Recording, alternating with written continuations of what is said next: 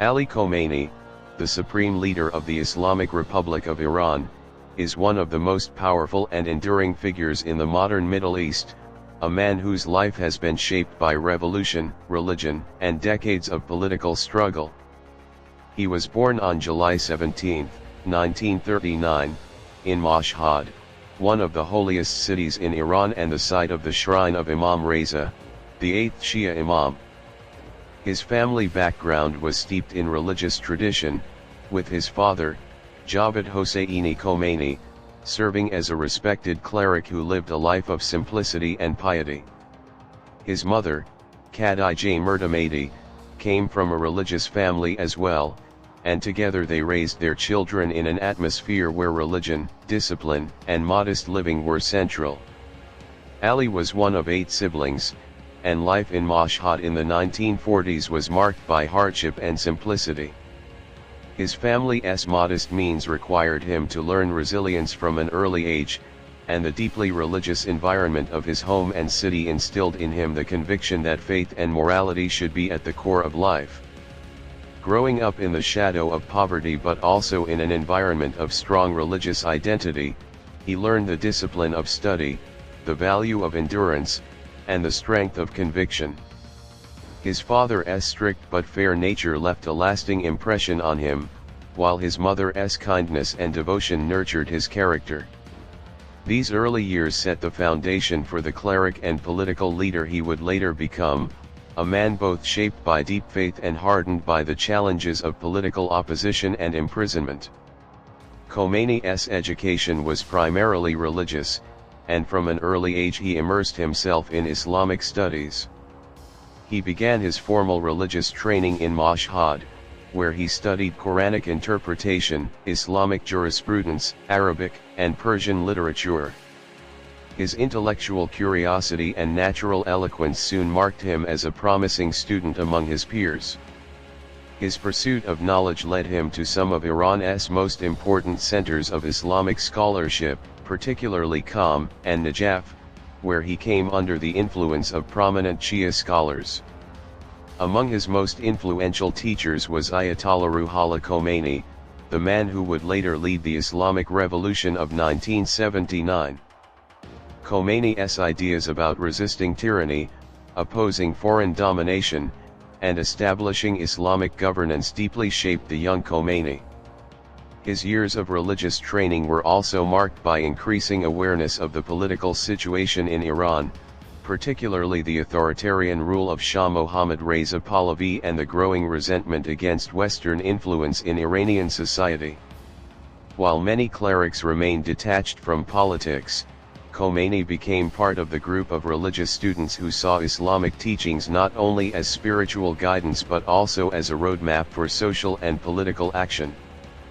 His involvement in anti-Shah activism during his youth resulted in harassment, surveillance, and eventually multiple arrests. In the 1960s and 1970s, he was imprisoned several times by the Shah's regime for distributing Khomeini's speeches, organizing protests, and calling for Islamic revolution.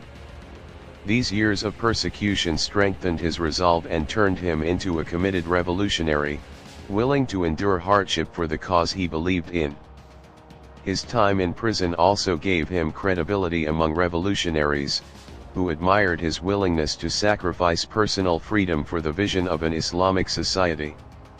Outside prison, he also worked as a preacher, traveling across Iran to deliver sermons that blended religious teaching with political critique, inspiring many to resist the monarchy. When the Iranian Revolution erupted in 1979, overthrowing the Shah and establishing the Islamic Republic under Ayatollah Khomeini, Ali Khomeini quickly emerged as one of the key figures in the new order. His close relationship with Khomeini, his revolutionary credentials, and his reputation as a dedicated cleric made him one of the most trusted men in the leadership.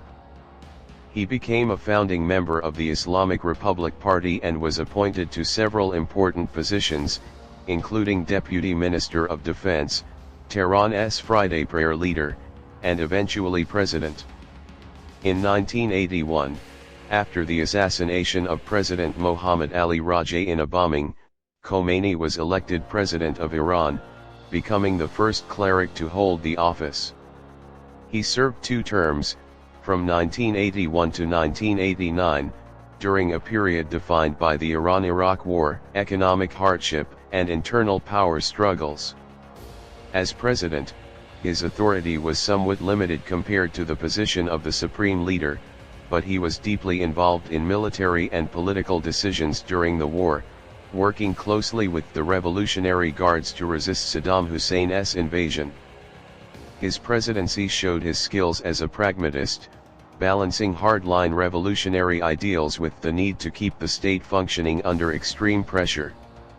He also developed strong ties with the military and the clerical establishment, networks that would later ensure his survival in the country's turbulent politics.